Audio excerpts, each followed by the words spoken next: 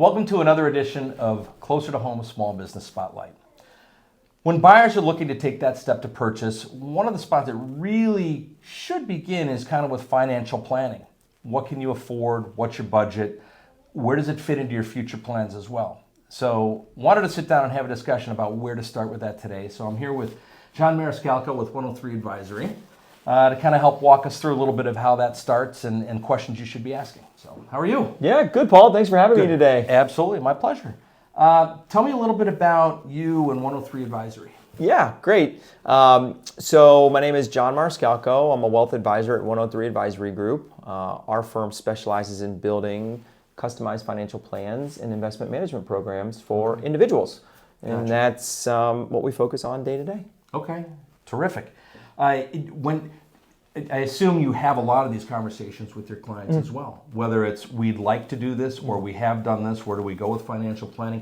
What questions should buyers be asking as they're moving into making this decision? Yeah, that's a good question. I do have this conversation a lot.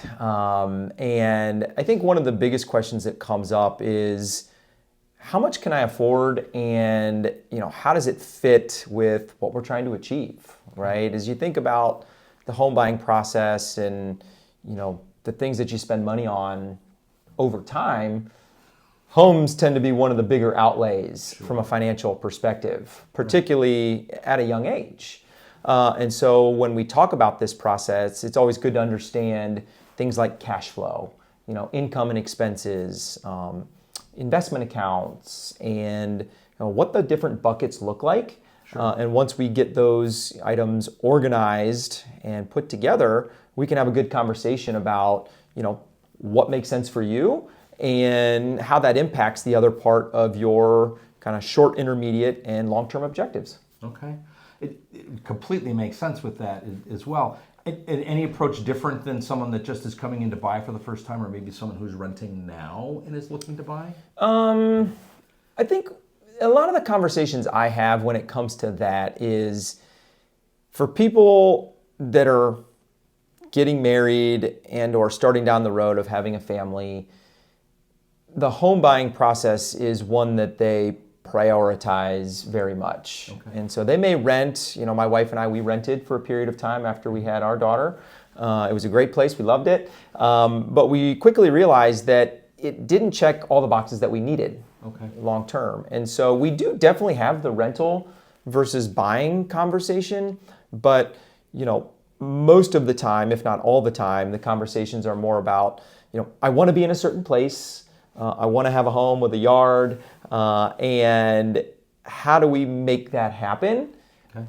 But we may need to rent for longer than we had planned because we couldn't find our ideal place, or, things came up and we had to prolong that process. Life happens. Life happens. Life happens. Yeah. Do you see, and there's a lot of discussion out there as well about, in terms of the home ownership aspect of the difference in wealth accumulation over time with homeowners versus those that just decide that they want to rent. Can you touch on that quickly? Yeah, a little bit. I think that, without getting into all the spreadsheet data, what it really comes down to when I talk to individuals about renting versus buying is often less about the X's and the O's of, what's the expense of making a rental payment versus, what's the investment of owning a home and then, having a mortgage, on top of that from an investment perspective. It is more about, is this the right home for me? And can I see myself, building a life here, more so than over 30 years, my rental payment is, $3,000 a month, and my home cost is $3,500 a month. So I'm better off renting, and it's never really that cut and dry, candidly. And people like to feel as though they own something, that they're building something that fits for what they need. And the rental space serves a great need for people. But there's pros and cons to each. But I generally find that when somebody sets their mind to owning a home and building a family, that it's usually the home purchase from a long-term perspective than it is renting, given the fact that a lot of homeownership qualities just fit their life better for what they're building. Yeah. Versus a rental space. Having a little bit more control over the decisions they want to make and how they want to go about it and so on. So yeah, that certainly plays a big part. And for us, on the back end of that, my whole part of that conversation as well is, well, do you want to pay your mortgage or do you want to continue to pay someone else's mortgage as well? So there's that. So no, I appreciate your time today. Any last comments or things that people should keep in mind or questions they should be asking if they're moving toward that decision? I don't think there's anything that really comes top of mind. I think, be sure to understand the details of, what you're getting into. Ask your, representative that's helping you through the process really good questions. Try to be as educated as you can.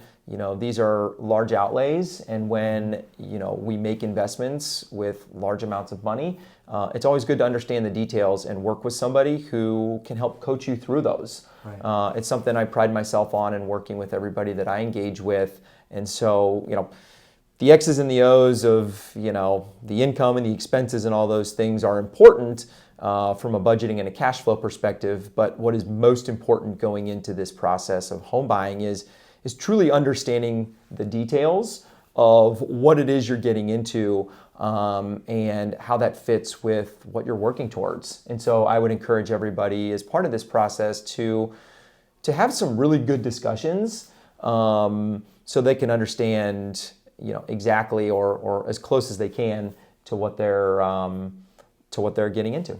Okay, great. All good advice in my opinion. So definitely good things to think about. So if you do have questions about the financial side, about taking that step and what it means for you, don't hesitate to reach out to John. If you have questions about the market, about buying, selling, just where things are going, I'm happy to help answer those questions and help guide the process. Don't hesitate to reach out to me. I'm happy to help. And just remember, when you work with Paul, you're closer to home.